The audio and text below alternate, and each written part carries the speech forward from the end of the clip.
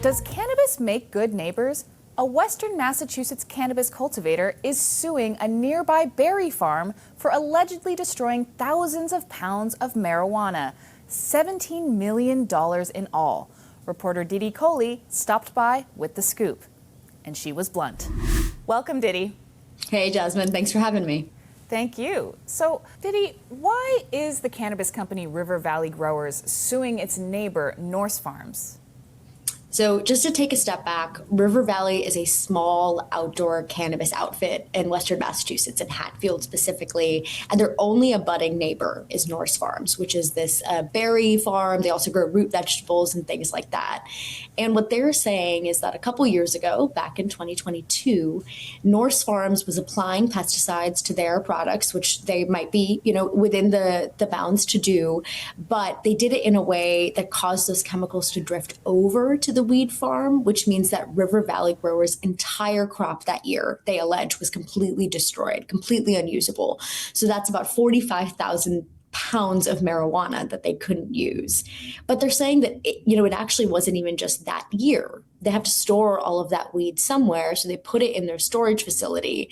But that meant that they couldn't do harvests in 2023, in 2024, and now they're saying that perhaps even this year. So in all, River Valley is estimating they've lost about $17 million. Can you explain the state standards for pesticide testing for cannabis?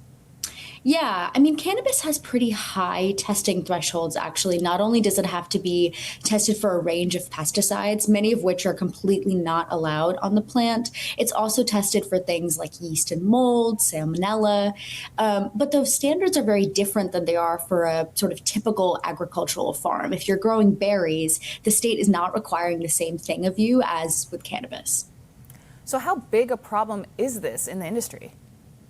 This is the first of its kind case in the cannabis industry, at least here in Massachusetts. I think it really gets at the heart of the problem in cannabis cultivation right now. That's a really tough space to be in. The state is actually seeing almost record low prices of marijuana because there's such an oversupply, which means that if you're a small farm, if you're an outdoor farm, which is also subject, to the weather and the natural elements that come with that, this can be a really tough position to be in. So what has been the response from Nourse Farms then?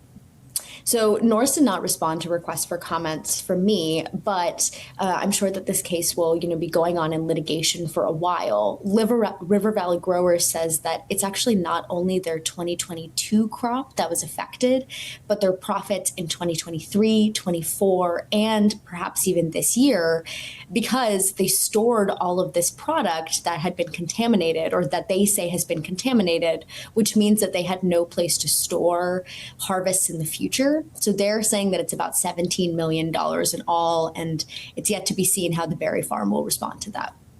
Wow. Reporter Diti Kohli, thanks for joining us. Of course.